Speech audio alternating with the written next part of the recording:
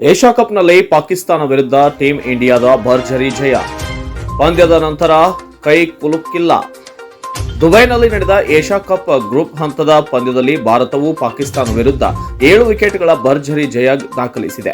128 ರನ್ಗಳ ಅಲ್ಪ ಗುರಿಯನ್ನ ಬೆನ್ನಟ್ಟಿದಂತಹ ಭಾರತಕ್ಕೆ ನಾಯಕ ಸೂರ್ಯಕುಮಾರ್ ಯಾದವ್ ಅಜೇಯ 47 ರನ್ಗಳೊಂದಿಗೆ ಗರಿಷ್ಠ ಸ್ಕೋರ್ ಆಗಿ ತಂಡವನ್ನ ಸುಲಭ ಜಯದತ್ತ ಮುನ್ನಡೆಸಿದರು.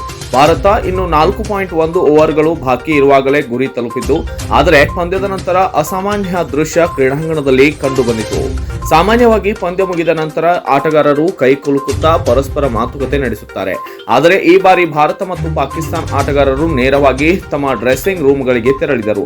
ಸೂರ್ಯಕುಮಾರ್ ಯಾದವ್ ಸುಫಿಯಾನ್ ಮುಕೇಮ್ ಎಸೆತವನ್ನ ಸಿಕ್ಸರ್ ಬಾರಿಸಿ ಆಟ ಮುಗಿಸಿದ ನಂತರ ಶಿವಂ ದುಬೆ ಜೊತೆ ಯಾವುದೇ ಸಂಭ್ರಮವಿಲ್ಲದೆ ಮೈದಾನ ಬಿಟ್ಟರು. ಭಾರತೀಯ ಆಟಗಾರರ ಈ ವರ್ತನೆಗೆ ಪಾಕಿಸ್ತಾನದ ಮುಖ್ಯ ಕೋಚ್ ಮೈಕ್ ಹೆಸನ್ ಅಸಮಾಧಾನ ವ್ಯಕ್ತಪಡಿಸಿರುವುದಾಗಿ ವರದಿಯಾಗಿದೆ. ಈ ದೃಶ್ಯದ ವಿಡಿಯೋ ಸೋಷಿಯಲ್ ಮೀಡಿಯಾದಲ್ಲಿ ವೈರಲ್ ಆಗಿದ್ದು, ಪಾಕ್ ಆಟಗಾರರು ಅದೇ ರೀತಿಯಲ್ಲಿ ಪ್ರತಿಕ್ರಿಯಿಸಬೇಕೆಂದು ನೆಟ್ಟಿಗರು ಕಾಮೆಂಟ್ ಮಾಡಿದ್ದಾರೆ. Bureau report, Kannada Janashree news, ನವದೆಹಲಿ.